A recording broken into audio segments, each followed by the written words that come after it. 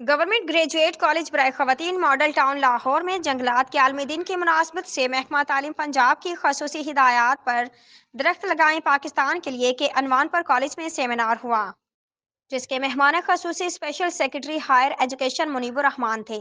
शजरकारी मुहिम का इफ्तिताह करते मेहमान खसूसी मुनीबुर रहमान, कॉलेज की principal professor doctor Shahnaz Kausar, दिगर असातिज़ा कराम ने कॉलेज के अहाते में पौधे लगाए।